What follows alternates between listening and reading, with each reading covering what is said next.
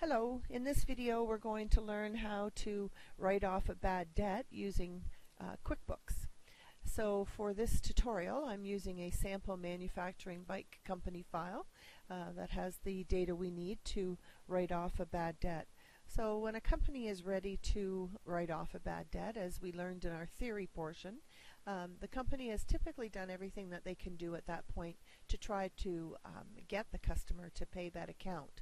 They've probably contacted by phone, email, letter, and a number of days, usually 90 days or more, have passed and the customer has not paid. So it looks like the customer likely won't pay, and the company needs to move that amount that's currently sitting in an accounts receivable account, which is an asset, and the company needs to move that over to a bad debt expense account, which is an expense, so it becomes the cost of doing business. So we need to move it out of asset and into expense. So we're going to write it off starting from the Customer Center. So in our Customer Center, we'll just click on the Customer tab. Our list of customers appears, and we're going to write off an amount for a customer whose name is Matthew Downs. So we'll look for his name on our list. There he is there, Matthew Downs, and he currently owes $918.48. So we're going to right-click on his name from our customer list, and then we're going to choose the Receive Payments tab. And so we can see the payment come up, the amounts listed that he owes. So it looks like there's two invoices outstanding that he is currently owing on. And you can see at the bottom that there are some available credits. So we're going to go into the Discounts and Credits window. That's where we're going to do most of our work on this. And we're going to apply, first of all, that 6201 credit. So we want to make sure there's a check mark there.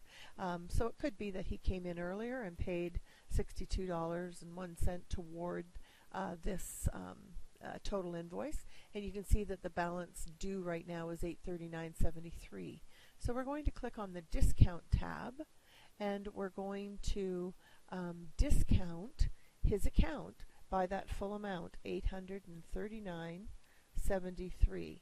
So we're going to use the discount, but in a bad way really, because we're using it for a bad debt. So we want to make sure that bad debt expense is the account that is chosen for that discount account.